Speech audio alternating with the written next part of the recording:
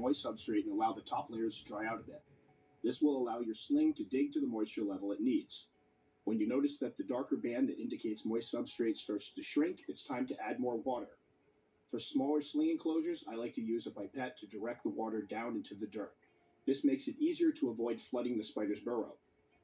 For tinier slings, a deep dram bottle or 5.5 ounce 30 milliliter deli cup will work great. Larger, more established slings will do well in a 16 to 32 ounce or 0.47 to 0.94 liter deli cup or something around that size. Feel free to experiment with what works for you, but just be sure to keep the ventilation holes small enough that they do not permit escape. If the enclosure size permits, I like to add cork bark and a water dish. All of my slings burrowed right to the bottom, creating an elaborate system of web-enforced tunnels with a couple of exits and entrances. Expect that your sea darlingi will also do a bit of webbing on the surface. Behavior-wise, all of my slings were more shy and skittish than defensive. Once they burrowed, I would rarely catch them out of their dens. When disturbed, they would much rather bolt to their dens than stand and fight. That said, this species is very fast and packs potent venom, so caution is always advised during maintenance and rehousings. This species is an excellent eater, and I found that mine grow rather quickly. I fed my slings one small roach or cricket twice a week, and all 5 were voracious eaters and excellent hunters. There is no right or wrong feeding schedule, and Old many keepers World. feed their spiders weekly or even bi-weekly. Find a feeding schedule that works for you. Random if you can't bug. find prey items small enough, slings will scatter Go away. the feed off of pre-killed items. Cricket drumsticks, or severed cricket legs, or mealworm sections work great in these situations. Mealworms can also be refrigerated, which means you can save extras and always have them on hand. When they enter pre-molt, slings will often seal their burrows with webbing and dirt and refuse food. If your sling does this, it is normal behavior and their way of putting up the do not disturb sign. Do not try to dig up your sling or force food into the burrow during this period. When the spider is ready to eat again, it will open the burrow and, in some cases, toss out its old molt. As this is a fast-growing species, it won't be long before your little sling puts on some size. As juvenile is a relative term when discussing tarantula size, I'm in love we will with an use that old term to world. refer to sea darlingi that have reached the 1.5 to 1.75 Thank you, Kelly. inch or 3.8 to 4.45 And centimeter yes, it was bolty. Depending on temperatures, warmer temps lead to higher But I had metabolisms catch and faster cups growth. and everything I Many will find needed their in my spiders in need of a bin. rehouse in a year or less.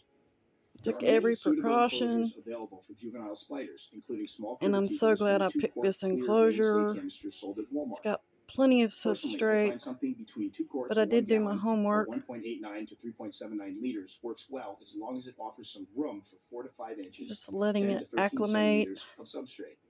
As always, I include a cork bark hide with the starter And burrow, I know I'll some be sphagnum watching moss, this and a water dish. all night long. Also, be sure that the enclosure is well ventilated. And I can't I choose to believe keep part of the substrate moist for my juveniles, and I found that they that seem I to appreciate it. housed This is also one of the an species old that world. caught drinking on several occasions, so they definitely I can't appreciate believe some it. moisture. Juveniles are just as voracious as their sling counterparts, and mine easily took down medium crickets and roaches.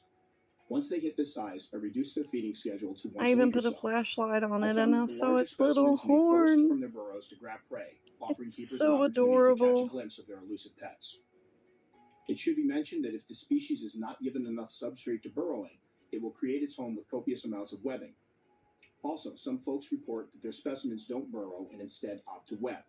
That said, it's recommended that you give all of your specimens enough substrate to properly burrow.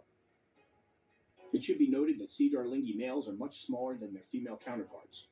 My first 3 sea darlingi were male, and I was actually shocked when the first one matured at around 2 inches. Okay. The other I 2 gotta were get my slightly arm larger right at so I around quit 2.5 shaking. inches or so, but they were still quite small. Females, on the other hand, reach a max size of 4.5 We're being to 5 still inches, now, or but we've been 11.4 moving to around a 12.7 little bit. centimeters, making them a medium-sized And spider. yeah, the bottom As for does have adult enclosure moisture. size, they will do well in something around And there's 2.5 some to 5 moisture in the gallons, or 10.46 sphagnum moss, to and a 19 little liters or bit so. on top. The enclosure in this video is a Reptizoo reptile terrarium that offers about 3.3 gallons or 12.5 liters of space and lots of depth. Adults will continue to burrow, so any enclosure has to leave room for several inches of substrate. It may not Personally, like the I like to light. give my adult burrowers 7 to 9 inches or 17.8 to 23 Just wanted to centimeters share. burrow.